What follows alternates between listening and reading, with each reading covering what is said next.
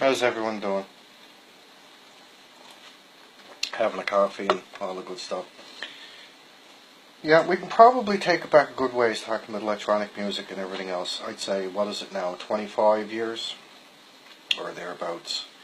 The Amigas probably first started out everything pretty much as a lot of things went on back in that era.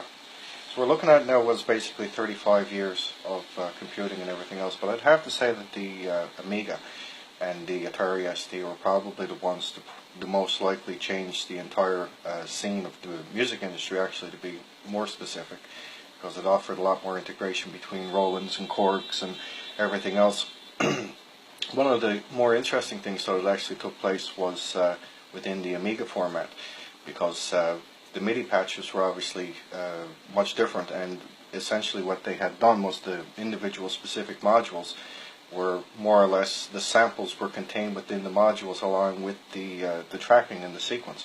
So it offered a lot more flexibility, especially if you ported it across a lot of different equipment and everything else.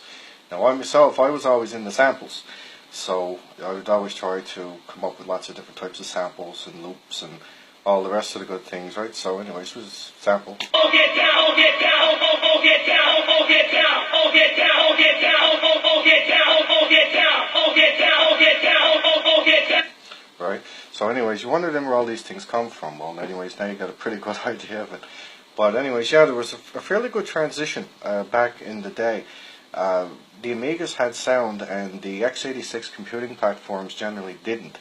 And in the early stages, obviously, we had things like the ad-libs and everything else, which were just pretty much an integrated MIDI device on port 388.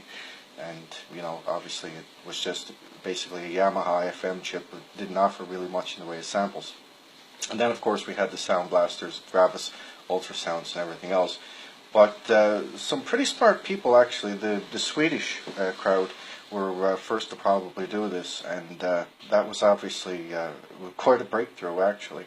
It was a couple of really interesting developments, but we started using the printer port basically for sound cards, and back in the day everybody scratched their heads and said, what do you mean you can use your printer port as a sound card?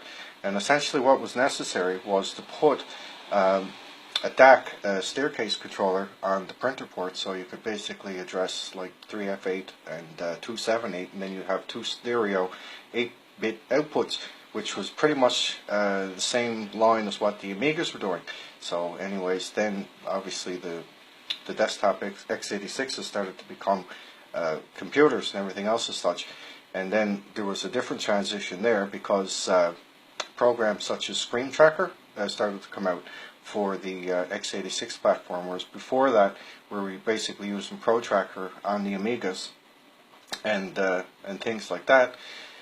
And there's not really too much to really say about that, really, but you know, it's Screen Tracker, Insta Tracker, Fast Tracker, you know, all the different things. It's, a lot of the formats and everything else, they're still pretty much available, you know, today and what have you, right? We still use them, we still enjoy them. Sometimes we'll blow the dust off keyboard and probably start to play with a few things. It all comes back to us, shall we say. It's like the cow drinking the farmer's milk. It all comes back to me now.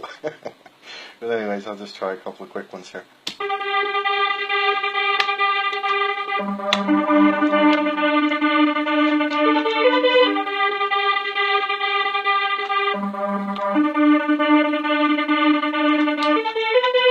It's pretty easy to do.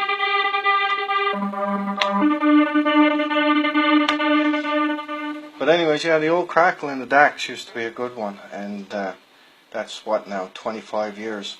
And I know that my friend actually opened up an event here the weekend for Evolve and things like that, and you know, it's been quite a while actually with a lot of this music and everything else. I was actually in conversation with somebody over in England today, and raised the comment actually, because Mark Cox is another interesting gentleman to try to put into this loop as well, because it was actually Mark Cox who originally ported over the ability to play an Amiga module over on an x86, and not only that, but it was also capable of doing it either with the sound card or either like a homemade DAC converter and all the rest of the things. But it seems like a lot of these guys now all kind of dropped off the planet. I know back when I was in my 20s, I was doing all these things, and we were cranking out the tunes and beats and samples and everything else. And like, I turned 43 today, and I just kind of wondering, it's like, gee whiz, where's some of these guys gone to now, right?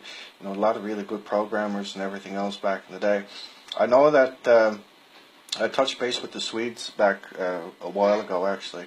I was looking for someone, and come to find out, I got the scoop from his mother, anyways, where they all pretty much went and what they did and what they got into and everything. So that's pretty much it. But yeah, there's a lot of new little groups around now, and a lot of new little programmers and script kiddies and all these different little things. But music is music. Still pretty much remains the same thing. And anyone says, well, where did it all come from? I just told you where it all started.